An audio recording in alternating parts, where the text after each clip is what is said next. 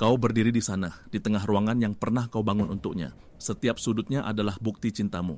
Tapi sekarang, ruangan itu terasa asing, dingin. Udara berbau seperti ozon setelah badai, dan kenangan yang membusuk. Dia telah pergi, bukan dengan teriakan atau pertengkaran, tapi dengan keheningan yang memekakkan telinga. Keheningan yang mengatakan, semua ini tidak ada artinya. Kau memberinya segalanya. Kau memetik bintang-bintang dari langit yang pekat dan merangkainya menjadi kalung. Kau menenun mimpi indah untuk melindunginya dari mimpi buruk. Kau membangun istana ini, istana perlindungan dengan tanganmu sendiri. Batu demi batu, pengorbanan demi pengorbanan. Dia adalah ratunya, dan kau adalah pelayannya yang setia. Kau pikir inilah cinta.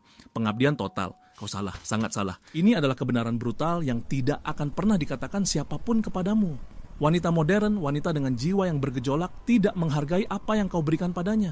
Dia hanya menghargai apa yang dia perjuangkan untuk mendapatkannya. Setiap hadiahmu, setiap kemudahan yang kau tawarkan adalah sebuah penghinaan bagi kekuatannya. Kau tidak membangun istana untuknya, kau membangun sangkar emas yang indah. Kau pikir kau melindunginya dari dunia, padahal kau menghalanginya untuk menaklukkan dunia itu sendiri. Ini bukan kejahatan, ini bukan manipulasi dari pihaknya. Ini adalah psikologi hasrat yang paling mendasar. Bayangkan seorang pendaki gunung. Kebahagiaannya bukan saat dia tiba di puncak. Kebahagiaannya adalah rasa sakit di ototnya, udara yang menipis, dan setiap jengkal tebing yang dia taklukkan dengan jari-jarinya yang berdarah. Jika kau menempatkannya di puncak dengan helikopter, dia akan tersenyum berterima kasih dan merasa hampa. Pemandangan itu tidak akan ada artinya karena dia tidak membayarnya dengan perjuangan. Kau adalah helikopternya. Kau menghilangkan perjuangannya. Ini disebut justifikasi usaha. Sebuah bias kognitif di mana kita menempatkan nilai yang lebih tinggi pada hasil yang kita perjuangkan untuk mencapainya. Semakin banyak usaha, darah, dan air mata yang dia investasikan pada sesuatu atau seseorang, semakin berharga itu di matanya. Kau tidak memberinya kesempatan untuk berinvestasi. Kau membayar semuanya di muka. Dalam psikologi evolusioner, seorang wanita secara biologis terprogram untuk mencari pasangan yang kuat. Tapi kuat bukan berarti pemberi. Kuat berarti memiliki sumber daya, ya, tapi juga ambisi, dorongan, dan kemampuan untuk mengatasi kesulitan. Dengan menyelesaikan semua masalahnya, kau secara tidak sadar mengirimkan sinyal yang salah. Sinyal bahwa kau tidak melihatnya sebagai partner yang setara dalam perjuangan, melainkan sebagai objek yang harus dilindungi. Kau menjadi ayahnya, bukan kekasihnya, penjaganya, bukan pasangannya, dan tidak ada yang lebih mematikan hasrat daripada dinamika kekuasaan yang tidak seimbang. Pikirkan tentang Ryan, dia bertemu Saras. Ryan adalah pria yang baik, stabil, dia melihat Saras berjuang dengan pekerjaannya, jadi dia menggunakan koneksinya untuk memberinya pekerjaan yang lebih baik. Dia melihat mobil Saras sering mogok, jadi dia membelikannya mobil baru yang andal. Dia melihat Saras sedih, jadi dia merencanakan liburan mewah untuk menghiburnya. Ryan adalah seorang problem solver. Dia pikir dia sedang membangun hubungan yang kuat, padahal dia sedang menggali kuburnya sendiri. Saras mulai merasa terhapus. Setiap masalah yang Ryan selesaikan adalah bagian dari identitas Saras yang dicuri.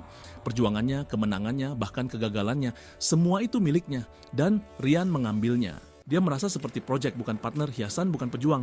Lalu muncullah Bima. Bima tidak punya apa-apa. Dia seorang seniman yang tinggal di apartemen sempit yang bocor. Dia tidak menawarkan solusi. Dia menawarkan masalah. Dia tidak berkata, biar aku perbaiki atapmu. Dia berkata, sial, atapnya bocor lagi. Bantu aku meletakkan ember di sana. Dia tidak berkata, pekerjaanmu berat, ambil ini. Dia berkata, bosmu brengsek. Apa rencanamu untuk melawannya? Bima tidak memberinya ikan. Dia tidak memberinya joran. Dia hanya mengingatkannya bahwa dia sudah tahu cara berburu sejak awal. Saras meninggalkan Ryan. Tentu saja, Ryan hancur. Dia tidak mengerti. Aku memberinya segalanya. Teriaknya pada kehampaan. Dan inilah kebenarannya, Ryan. Itulah masalahnya. Kau memberinya segalanya, dan dengan melakukan itu, kau tidak menyisakan apapun untuknya. Tidak ada ruang untuk perjuangannya. Tidak ada ruang untuk investasinya. Tidak ada ruang baginya untuk menjadi pahlawan dalam ceritanya sendiri. Jadi, apa yang harus kau lakukan? Berhenti menjadi baik, menjadi brengsek yang tidak peduli? Bukan. Itu adalah pemikiran seorang anak kecil. Hitam dan putih. Jawabannya jauh lebih rumit dan jauh lebih kuat. Berhentilah menjadi penyedia solusi. Mulailah menjadi partner dalam kekacauan. Ketika dia datang kepadamu dengan sebuah masalah, jangan tawarkan jawaban. Tanyakan pertanyaan yang tepat.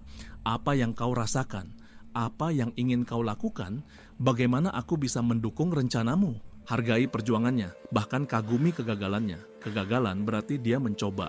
Itu jauh lebih terhormat daripada kesuksesan yang dihadiahkan.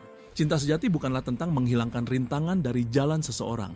Itu tentang memegang tangan mereka saat mereka melompati rintangan itu sendiri. Kau ingin dia menghargaimu? Jangan berikan dia duniamu. Bangunlah sebuah dunia bersamanya. Dunia yang tidak sempurna, penuh tantangan, dan terkadang menyakitkan. Tapi itu adalah dunia milik kalian. Karena pada akhirnya, dia tidak akan jatuh cinta pada pria yang memberinya segalanya. Dia akan jatuh cinta pada pria yang membuatnya merasa bahwa dia bisa menaklukkan segalanya.